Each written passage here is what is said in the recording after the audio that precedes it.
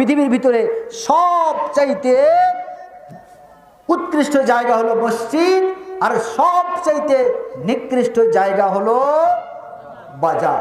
এমন একটি দোয়া আছে, যেই দোয়াটা পাঠ করে বাজারে ঢুকবে 10 লক্ষ নেকি আপনার আমলনামায় আল্লাহ পাক লিপিবদ্ধ করে দিবেন। বলুন সুবহানাল্লাহ, সুবহানাল্লাহ। সেই দোয়াটা কি আমাদের জানতে মন চায়, শিখতে মন চায়?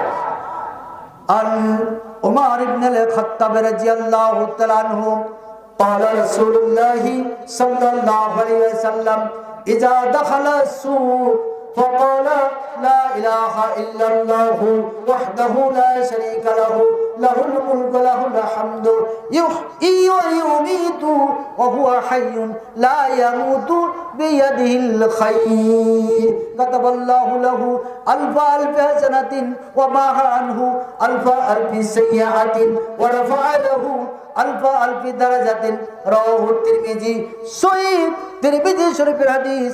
আল্লাহর নবী মুহাম্মদ রাসূলুল্লাহ সাল্লাল্লাহু আলাইহি ওয়াসাল্লাম ইরশাদ করলেন, যেই ব্যক্তি এই দোয়াটা পড়তে পড়তে বাজারে ঢোকে, আমার সাথে আরেকবার পড়েন, লা ইলাহা ইল্লাল্লাহু ওয়াহদাহু লা শারীকা লাহু লাহুল মুলকু ওয়া লাহুল হামদু ইউহয়ী ওয়া ইউমীতু ওয়া হুয়া হাইয়্যুন লা ইয়ামুতু বিয়াদিহিল খায়র ওয়া হুয়া আলা কুল্লি শাইইন কাদির।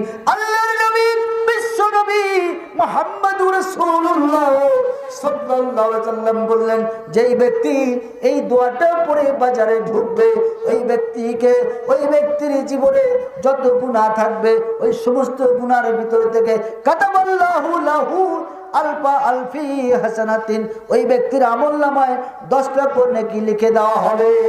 আমাহা আনহু আলফি সাইয়াতিন, ওই ব্যক্তির জীবন থেকে, ওই ব্যক্তির গুনাহগাতা থেকে 10 লক্ষ গুনাহকে ডিলিট করে দেওয়া হবে।